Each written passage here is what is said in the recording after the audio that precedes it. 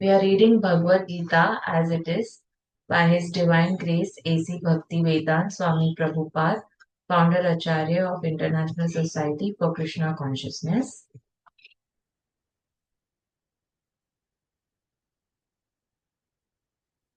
Now, finish text 12. We are reading chapter 8, text 13.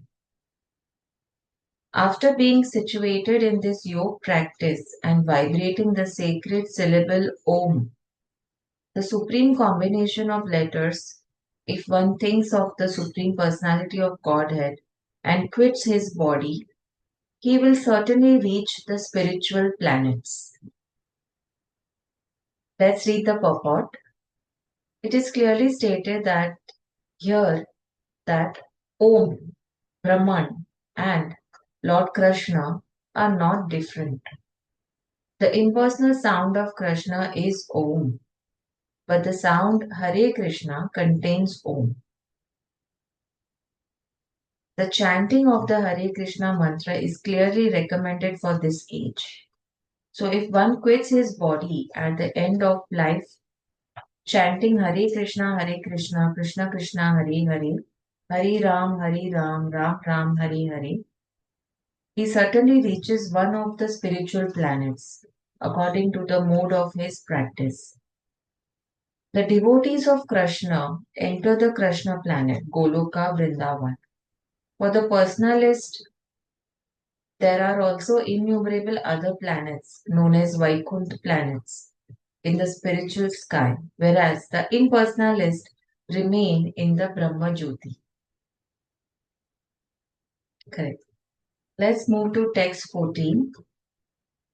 For one who always remembers me without deviation, I am easy to obtain, O son of Pratha, because of this constant engagement in devotional service. Let's read the purport.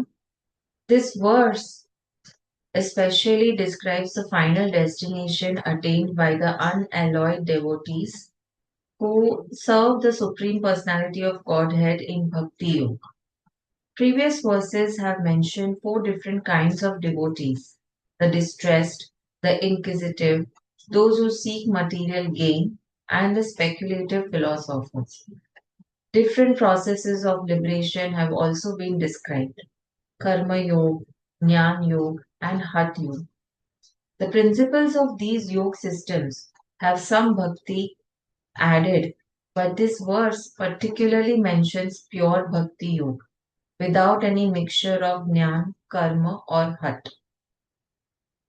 As indicated by the word ananya chetaha, in pure bhakti yoga, the devotee desires nothing but Krishna. A pure devotee does not desire promotion to heavenly planets, nor does he seek oneness with the Brahma Jyoti, or salvation, or liberation from material entanglement. A pure devotee does not desire anything. In the Chaitanya Charitamrita, the pure devotee is called Nishkam, which means he has no desire for self-interest. Perfect peace belongs to him alone, not to them who strive for personal gain. Whereas a Jnana Yogi, Karma Yogi, or Hatha Yogi has his own selfish interests, a perfect yogi has no desire other than to please the Supreme Personality of Godhead. Therefore, the Lord says that for anyone who is unflinchingly devoted to Him, He is easy to attain. The pure devotee always engages in devotional service to Krishna in one of his various personal features. Krishna has various plenary expansions and incarnations, such as Ram and Narsimha. And a devotee can choose to fix his mind in loving service to any of these transcendental forms of the Supreme Lord. Such a devotee meets with none of the problems that plague the practitioners of other yogas. Bhakti Yoga is very simple and pure and easy to perform. One can begin simply by chanting Hare Krishna. The Lord is merciful to all.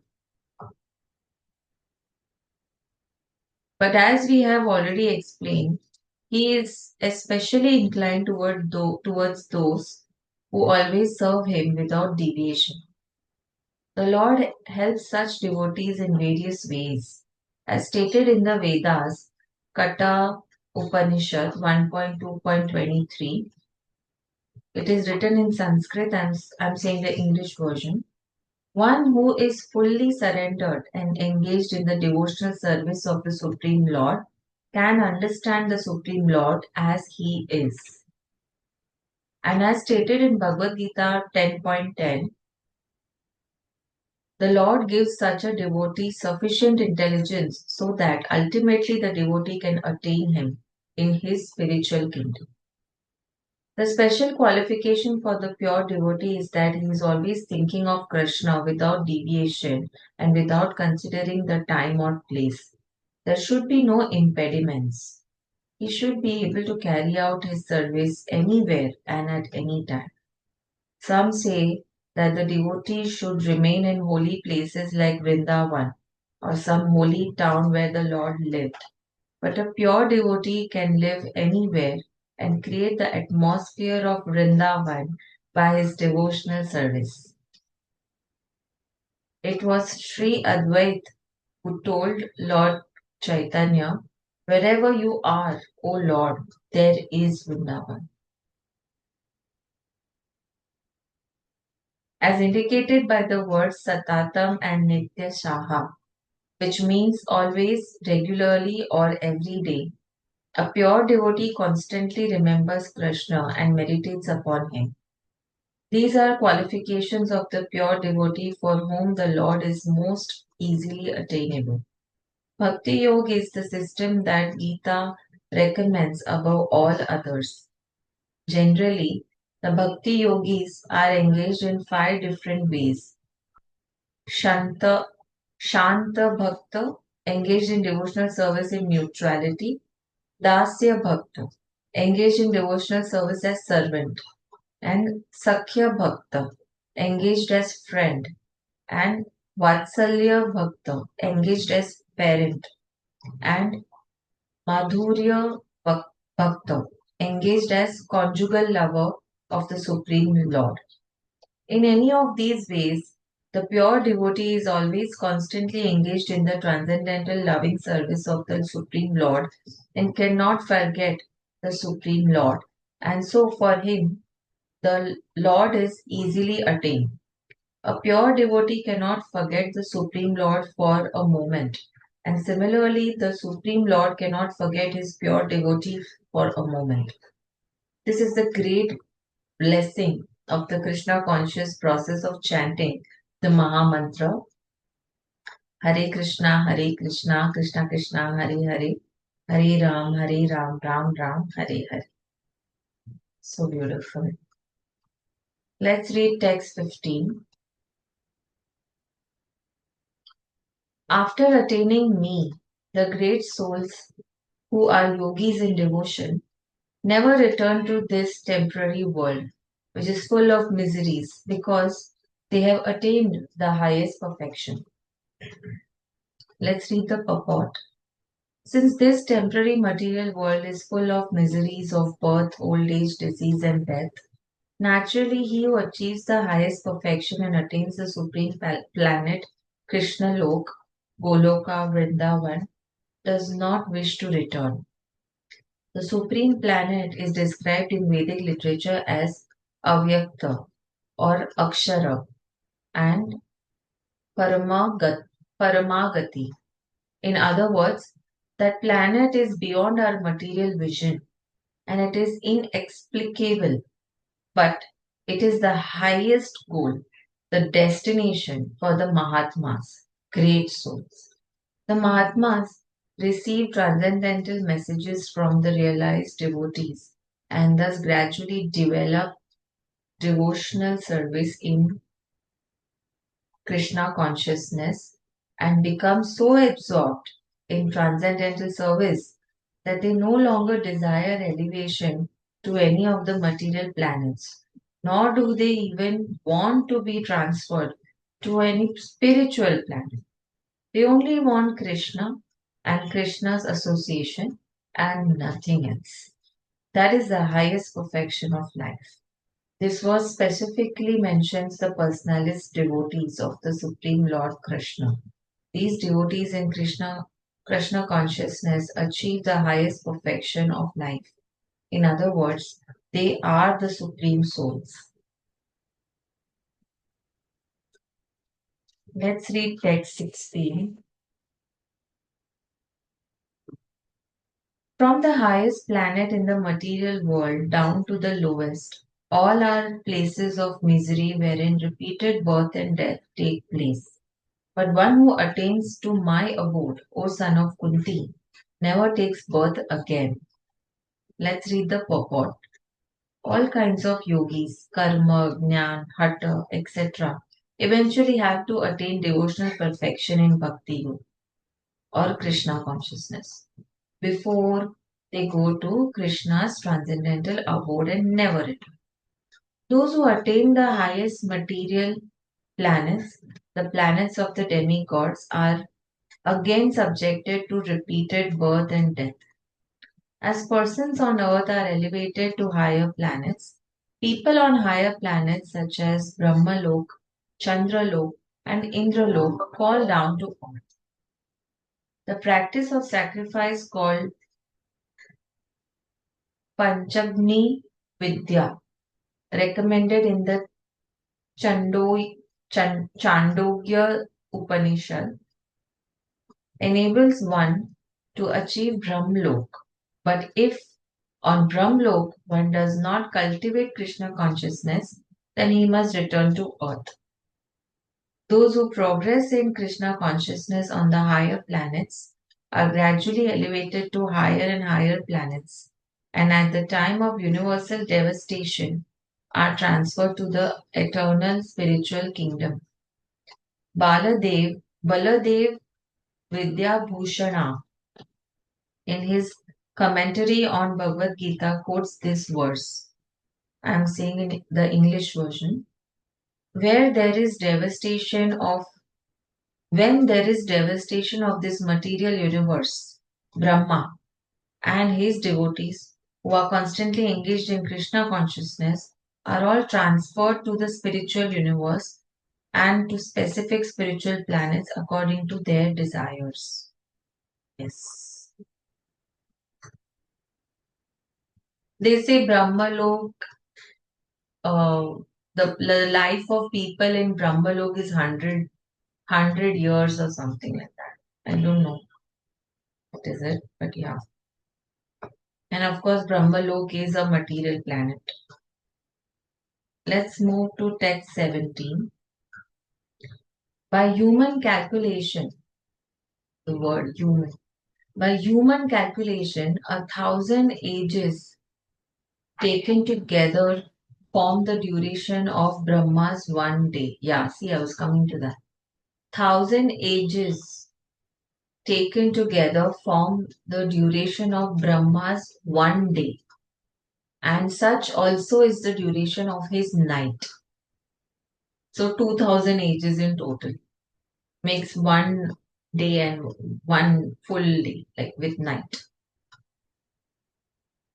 Let's read the purport. The duration of the material universe is limited. It is manifested in cycles of kalpas. A kalpa is a day of Brahma, and one day of Brahma consists of 1,000 cycles of 4 yugs or ages. That is Satya Yug, Treta Yug, Dwapar Yug, and Kali Yug. So 1,000 cycles of 4 yugs makes one day in Brahma. Oh my God, okay. The cycle of Satya is characterized by virtue, wisdom, and religion. There being practically no ignorance and vice, and the yuga lasts 17,28,000 years. Okay. In the Treta Yuga, vice, in Treta Yuga wise is introduced, and this yuga lasts for 12 lakh 96 years. In Dwapar Yuga, there is an even greater decline in virtue and religion, vice increasing, and this yuga lasts 8 lakh 64 years. And finally, the Kali Yuga, the yuga we have now been experiencing over the past 5,000 years. There is an abundance of strife, ignorance, irreligion, and vice, true virtue being practically non existent. And this yuga lasts for 4 lakh 32 years. You see how the number of years are reducing in each yuga because there is reduction in religion and the way people think and everything. In Kali Yuga, vice increases to such a point that at the termination of the Yuga, the Supreme Lord himself appears as the Kalki avatar, vanquishes the demons, saves his devotees, and commences another Satya Yuga. Then the process is set rolling again. These four yugs, rotating 1,000 times, comprise one day of Brahma, and the same number comprise one night.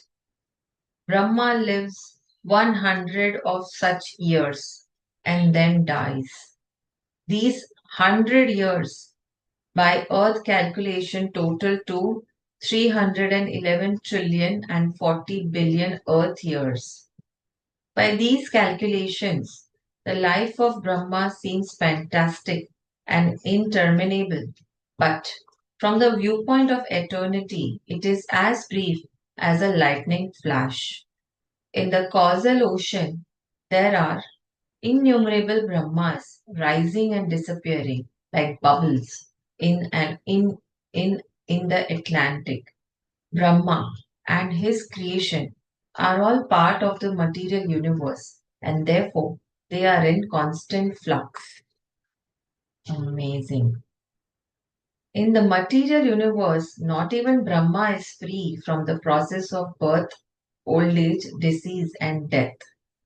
Brahma, however, is directly engaged in the service of the Supreme Lord in the management of his universe. Therefore, he at once attains liberation.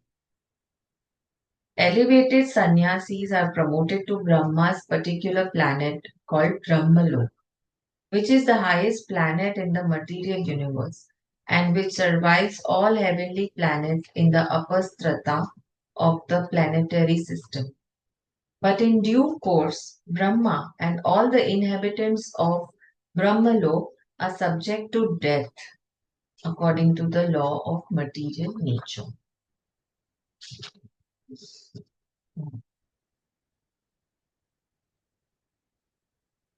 Let's read text 18.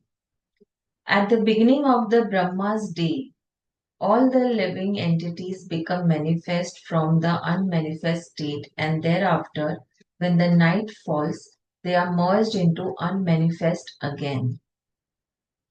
There is no purport for this text. Let's move to text 19. Again and again, when Brahma's day arrives, all living entities come into being, and with the arrival of Brahma's night, they are helplessly annihilated.